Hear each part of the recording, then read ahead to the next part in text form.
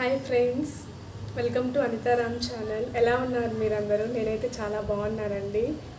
So ఇవాళ topic ఏంటంటే, మీరు ఆల్రెడీ తమ్మునే చూసే ఉంటారు.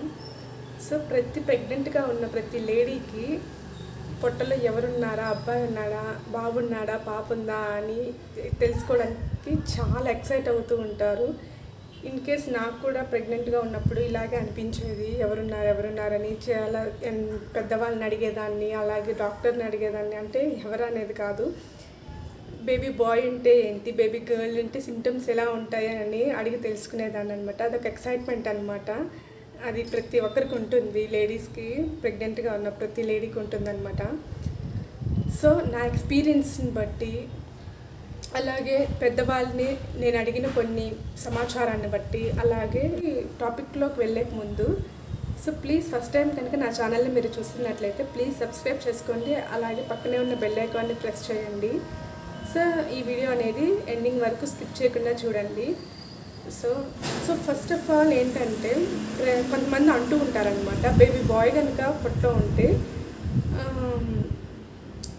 వామిటింగ్స్ అవ్వవని అంటూ ఉంటారనమాట. నేను విన్నాను కొన్ని దగ్గరలో, బేబీ బాయ్ కనుక ఉంటే వామిటింగ్స్ అలాంటివి అవ్వవు, నార్మల్గా ఉంటారు, బేబీ గర్ల్ అయితే వామిటింగ్స్ అవుతాయి అని అంటూ ఉంటారు. కానీ అది 100% ఫేక్ అండి. ఎలా అంటే, నాకు 3rd month to 5th month వరకు నాకు వామిటింగ్స్ నాన్ స్టాప్గా అవుతూనే ఉన్నాయన్నమాట, ఎవ్రీడే. అలాగని బేబీ గర్ల్ అని కూడా చాలామంది అన్నారు, కానీ అది ఫేక్. బేబీ బాయ్కైనా బేబీ గర్ల్కైనా కొంతమందికి వామిటింగ్స్ అనేటివి తప్పనిసరి అండి. అది చెప్పలేము, దాన్ని బట్టి అయితే అస్సలు చెప్పలేము, అస్సలు నమ్మకండి, దాన్ని బట్టి అయితే అస్సలు నమ్మద్దు. అలాగే హార్ట్ బీట్ రేట్ అనమాట బేబీది. Baby boy heart beat rate వచ్చి 140 బిలో కనుక ఉంటే బేబీ బాయ్ అని, 140 అబవ్ కనుక ఉంటే బేబీ గర్ల్ అని అంటూ ఉంటారు. కానీ నేను బేబీ బాయ్ని క్యారీ చేస్తున్నప్పుడు baby boy heart beat rate వచ్చి 164 అండి. చూసారా, నేను అప్పుడు కూడా అన్నారనమాట, బేబీ గర్ల్ అని అంటూ ఉన్నారు, కానీ బేబీ బాయ్ పుట్టాడు. హార్ట్ బీట్ని బట్టి మనం చెప్పలేమన్నమాట. హార్ట్ బీట్ అనేది ఎవ్రీ మినిట్కి ఎంత కొట్టుకుంటుందా అనేది చెప్పలేము, అది చేంజ్ అవుతూ ఉంటుంది. ఆ స్కానింగ్ టైంలో ఆ మినిట్కి 64 కొట్టుకుంది కాబట్టి అది వచ్చింది స్కానింగ్ రిపోర్ట్లో. ఎవ్రీ మినిట్ అలాగే కొట్టుకోదన్నమాట, చేంజ్ అవుతూ ఉంటుంది. హార్ట్ బీట్ రేట్ని బట్టి మనం అస్సలు నమ్మొద్దండి, అది ఫేక్. దాన్ని బట్టి అయితే మీరు అస్సలు అనుకోకండి, దాన్ని బట్టి ఫిక్స్ అవ్వకండి. ఇది ఫేక్ అనమాట. అలాగే నేను దేన్ని బట్టి నమ్మచ్చు అంటే, నేను శ్రీమంతం జరిగినప్పుడు చాలామంది పెద్దవాళ్ళు వచ్చి ఉంటారు కదా, వాళ్ళు ఏమన్నారంటే, చూడగానే నీకు బాబు పుడతాడు అని అన్నారనమాట. నాకు అర్థం కాలేదు, ఎందుకు ఇలా అంటున్నారు, చూడగానే బేబీ బాయ్ అని చాలామంది అన్నారనమాట. 80% వరకు బేబీ బాయ్ అన్నారు. ఎందుకు ఇలా అంటున్నారు అనేది నేను అడిగి తెలుసుకుంటే వాళ్ళు ఏం చెప్పారంటే, బేబీ బాయ్ కనుక పుట్టే మదర్ యొక్క ఫేస్లో గ్లో కానీ, కళ కానీ అంతా చేంజ్ అయిపోతూ ఉంటాయన్నమాట. బేబీ బాయ్ అయితే ఏమంటారంటే, అబ్బాయి అయితే తల్లి యొక్క అందాన్ని పోసుకొని పుడతాడు, అమ్మాయి అయితే తల్లికి అందాన్ని ఇచ్చి పుడుతుంది అంటారనమాట. ఇది నేనైతే 80% నమ్ముతాను, నా పర్సనల్ ఎక్స్పీరియన్స్ని బట్టి. ఎందుకంటే నేను ప్రెగ్నెంట్గా ఉన్న దగ్గర నుంచి ఫేస్లో అనేది కలర్ పూర్తిగా పోయిందనమాట. ఫేస్లో గ్లో అనేది కానీ, అసలు ఏంటి నువ్వు ఇలా అయిపోయావు, నీ ఫేస్ ఏంటి గ్లో లేనిది అనే వాళ్ళందరూ. ఏంటంటే నాకు అర్థం కాలేదు. అప్పుడు పెద్దవాళ్ళని అడిగితే వాళ్ళు ఇలా చెప్పారనమాట, నీ ఇంతకు ముందు ఉన్నంత కళ అదంతా లేదమ్మా, నీకైతే అబ్బాయి పుడతాడు అనేవాళ్ళు. ఎంతవరకు నిజమా అని నేను అనుకునేదాన్ని. మా బాబు పుట్టాక తెలిసిందనమాట, ఇది నమ్మొచ్చు 80% వరకు అని. నాదే కాదు, నేను కొంతమందిని కూడా చేశాను. బేబీ గర్ల్ని క్యారీ చేసే వాళ్ళని కూడా నేను అబ్జర్వ్ చేశాను అనమాట. వాళ్ళు ఎలా చేంజ్ అయ్యారా, ఏమన్నా చేంజెస్ ఉన్నాయా వాళ్ళలో కూడా అని నేను అబ్జర్వ్ చేస్తే నాకు అర్థమైంది. బేబీ గర్ల్ని క్యారీ చేసిన వాళ్ళు కూడా వాళ్ళ ఫేస్లో వాళ్ళు ఇంకొంచెం గ్లోగా ఉండి ఇంకొంచెం అందంగా ఉన్నారనమాట.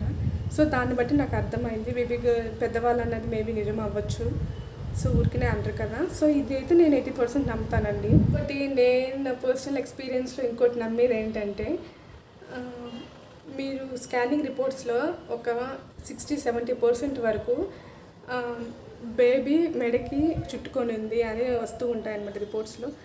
సో అలా వచ్చినప్పుడు నేను కొంతమందిని అబ్జర్వ్ చేశాను, అలాగే నా పర్సనల్ ఎక్స్పీరియన్స్ కూడా పట్టి నాకు కూడా రిపోర్ట్స్లో నిహాన్కి బేగు మెడకు చుట్టుకొని 2 times మెడకు చుట్టుకొని వచ్చిందని రిపోర్ట్ వచ్చిందనమాట స్కానింగ్లో. సో నేను భయపడిపోయాను. సో భయపడిపోయిన పక్కన పెడితే ఒక చిన్న లాజిక్ అండి ఇక్కడ. బొడ్డు పేగు చుట్టుకున్నాం వచ్చిన వాళ్ళు ప్రతి ఒక్కరు బేబీ బాయ్నే పుట్టారనమాట. ఎందుకంటే నేను విన్నంత ప్రకారం ఆల్మోస్ట్ బేబీ బాయ్సే ఎక్కువ పేగుని మెడకు చుట్టుకొని పుడతారు. ఆ ప్రకారం నేను తెలుసుకున్నంత ప్రకారం అది ఒక హింట్ అనమాట. చుట్టుకున్న వాళ్ళు బేబీ బాయ్స్ అయి ఉంటారు 80% వరకు. సో అదొక ఎక్స్పీరియన్స్ అనమాట. సో మీరు కూడా అబ్జర్వ్ చేయండి. అలాగా నాకు ఎక్స్పీరియన్స్ని బట్టి నేనైతే ఇలా అబ్జర్వ్ చేస్తే నేనైతే అప్పుడు ఇలాగా అనుకున్నాను అనమాట. బొట్టు పేగు చుట్టుకున్నారు కదా, నాకైతే బేబీ బాయ్ పుట్టవచ్చు. ఎందుకంటే బేబీ గర్ల్కి ఎవరు ఇట్లా అయినట్టు నేను ఒక 5-6 మెంబర్స్ని నేను అబ్జర్వ్ చేస్తే బొడ్డు పేగు మెడకు చుట్టుకున్న వాళ్ళల్లో ఈ 6-7 మెంబర్స్ కూడా బేబీ బాయ్సే పుట్టారనమాట. సో నేను దాన్ని బట్టి చెప్తున్నాను. ఇది కూడా 80% నేను నమ్మచ్చు అనమాట. ఇది ఒక హింట్ అనమాట. సో అలాగా రిపోర్ట్స్లో వచ్చిన వాళ్ళకి ప్రతి ఒక్కరికి ఇలా చుట్టుకోదండి. సో అలా చుట్టుకున్న వాళ్ళు అలాగని భయపడాల్సిన అవసరం ఏం లేదండి. ఒక్కొక్క మందికి 3 కూడా చుట్టుకుంటాయంట. సో నేనైతే చాలా భయపడ్డాను. 2 కోట్స్ అనేటివి మెడకు చుట్టుకుపోయాయని చెప్పారు. సో చాలా భయం వేసింది. కాకపోతే మనం భయపడకూడదు. ఆ టైంలో బేబీ మూమెంట్స్ అనేటివి ఉన్నాయా లేవా, సరిగ్గా మూమెంట్స్ అనేటివి ఉన్నాయా లేదా అని అబ్జర్వ్ చేసుకుంటూ ఉంటే చాలు. సో భయపడాల్సిన అవసరం ఏం లేదు. నేను కూడా భయపడ్డాను. కొంతమంది ప్రతి ఒక్కరికి భయం వేస్తుంది ఆ మాటలు వినగానే. 1 time కాదు 2 times మెడకు చుట్టుకున్నట్టు వచ్చింది. నాకైతే చాలా భయం వేసింది అనమాట. డెలివరీ అయ్యేంత వరకు అదొక మనసులో ఉండిపోయింది. కానీ అది భయపడాల్సిన అవసరం లేదు. డాక్టర్స్ కూడా భయపడాల్సింది ఏం లేదమ్మా అని చాలా చెప్పారు. ఎందుకంటే అలా కానీ మనం భయపడకుండా అయితే ఉండలేము కదా, భయం వేస్తూనే ఉంటుంది. అలాగే ఇంకో బాయ్ని క్యారీ చేస్తుంటే ఇంకా హారిజాంటల్గా ఎలా ఉంటుందో సో ఆ షేప్లో మనం బేబీ బాయ్ని క్యారీ చేస్తున్న ప్రెగ్నెంట్ లేడీకి ఎగ్ షేప్లో ఉంటుందన్నమాట. అలాగే బేబీ గర్ల్ ఉంటే రౌండ్గా ఉంటుందన్నమాట ప్రెగ్నెంట్గా ఉన్నప్పుడు. సో పొట్ట అనేది. సో ఇది వరకు అబ్జర్వ్ చేసుకోండి. ఎందుకంటే నేను క్యారీ చేసినప్పుడు నాకైతే ఎగ్ షేప్లోనే ఉండింది. నేను బాగా అబ్జర్వ్ చేశాను. సో బేబీ గర్ల్ ఉన్న వాళ్ళు కూడా అబ్జర్వ్ చేశాను, వాళ్ళది రౌండ్ షేప్లో ఉంది. సో దీన్ని బట్టి కూడా మనం గెస్ట్ చేయొచ్చు అనమాట. ఒక 80% వరకు దీన్ని బట్టి కూడా గెస్ట్ చేసుకోవచ్చు. ఎగ్ షేప్లో ఉంటే కనుక బేబీ బాయ్ని అనుకోవచ్చు, రౌండ్గా ఉంటే బేబీ గర్ల్ అనుకోవచ్చు అనమాట. దీన్ని బట్టి కూడా మనం కొంచెం హింట్ అనమాట ఇది కూడా. సో అదండి, ఇంకా చాలా ఉన్నాయి చెప్పుకుంటూ పోతే. రిపోర్ట్స్ని బట్టి ప్లాస్మా ఒక ఏరియాని బట్టి ఇట్లా చాలామంది అంటూ ఉంటారు. సో దాని గురించి కూడా నేను రిపోర్ట్స్ చూపించి మీకు చెప్తాను నెక్స్ట్ వీడియోలో. సో ఈ వీడియో అయితే ఇంతవరకు అండి. ప్రతిదీ నమ్మద్దండి. సో ఒక్కొక్కరికి ఒక్కలా ఉంటుంది.